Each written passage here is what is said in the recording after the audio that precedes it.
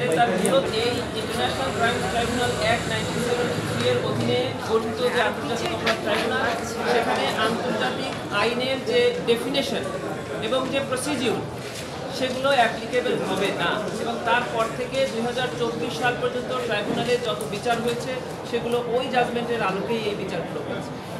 এই পয়েন্টে আমাদের প্রসিকিউশনের পক্ষ থেকে বক্তব্য ছিল এই যে আমরা পিটিশনারের এই বক্তব্যের সাথে সম্পূর্ণ একমত, কারণ এটি ইন্টারন্যাশনাল ক্রাইমস ট্রাইব্যুনাল, এখানে ইন্টারন্যাশনাল ক্রাইমসের ডেফিনেশন এবং প্রসিডিউর অ্যাপ্লিকেবল হওয়া উচিত। সেজন্য আমরা পিটিশনারের এই বক্তব্যের সাথে মোটেই দ্বিমত পোষণ করিনি, বরং একমত পোষণ করেছি।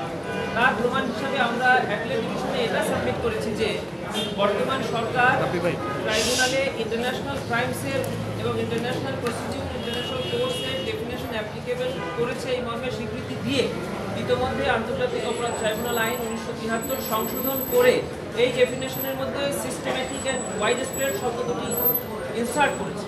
শুধু তাই নয়, আরও একটি জিনিস ইনসার্ট করেছে, সেটি হলো রোম স্ট্যাটিউট এই ট্রাইব্যুনালের ডেফিনেশনের ক্ষেত্রে অ্যাপ্লিকেবল। এটি ট্রাইব্যুনালের 2024 সালের সংশোধনীতে এটি ইনসার্ট হয়েছে এই আইনে। অতএব আমরা পিটিশনারের এই পয়েন্টে কোনো দ্বিমত পোষণ করি। অ্যাপিলেট ডিভিশনের মাননীয় প্রধান বিচারপতি আমাদেরকে এই বিষয়ে যে প্রশ্ন করেছিলেন, আমরা বলেছি যে আমরা অ্যাপিলেট ডিভিশনে এসেছি two assist the court and for the establishment of ends of justice. ন্যায় বিচারের স্বার্থে আমরা মাননীয় অ্যাপিলেট ডিভিশনকে অ্যাসিস্ট করতে আসছি, কারো বিরুদ্ধে আসেনি, কোনো দণ্ড কার্যকর করতে আসেনি বা কাউকে খালাস প্রদানের জন্য আসেনি। আমরা এসেছি ন্যায় বিচার প্রতিষ্ঠার জন্য অ্যাপিলেট ডিভিশনকে অ্যাসিস্ট করার।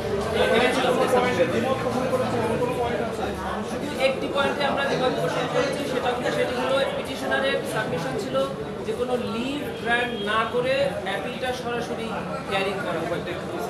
প্রসিকিউশন থেকে আমরা বলেছি যে আমাদের এই বাংলাদেশের কাস্টমস হলো যে কোনো রিভিউ পিটিশন বা অ্যাপিল লিভ গ্র্যান্ট করেই এটা ফাইনাল হিয়ারিং হওয়া উচিত। আমরা এই কাস্টমসটাকে ফলো করার পক্ষে ছিলাম, যদিও এটা inherent power of the appellate division, ওনাদের উপরে আমরা ছেড়ে দিয়েছিলাম। অ্যাপিলেট ডিভিশন এই ইনহেরেন্ট পাওয়ার ব্যবহার করে এবং আইনের পর্যালোচনা করে আমাদের দেশের যে কাস্টমস আছে যে লিভ গ্র্যান্ট করে তারপর শুনানি করা, ওনারা সেই লিভ গ্র্যান্ট করেছেন এবং আগামী 22 এপ্রিল 2025 তারিখে রিভিউ পিটিশনটা হিয়ারিং দিন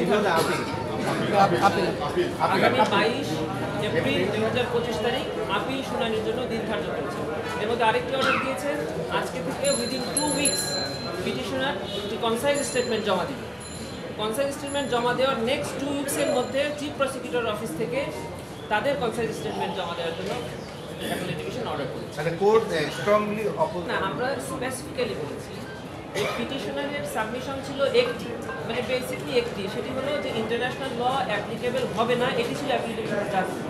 ওনারা চায় যে ইন্টারন্যাশনাল ল অ্যাপ্লিকেবল হোক, আমরা বলেছি আমরাও তাই চাই, কারণ আমরা সেটা চেয়েছি। তার প্রমাণ হলো আমরা আইন সংশোধন করে অলরেডি ইন্টারন্যাশনাল ল অ্যাপ্লিকেবলের সেকশনগুলো ঢুকিয়ে দিয়েছে আইনের মধ্যে, সরকার সেটা করেছেন। অতএব আমরা পিটিশনারের সাবমিশনের এগেইনস্টে যাওয়ার আইনগত বা তথ্যগত কোনো সুযোগই নেই। রিভিউ করার সিস্টেম নেই, এটা মোল্লাস জাজমেন্টে অ্যাপিলেট ডিভিশন এই অপশনটা দিয়েছে, উইদিন 15 ডেজ এটা যে কোনো পিটিশনার রিভিউ করতে পারে, আইনে কোনো সমস্যা।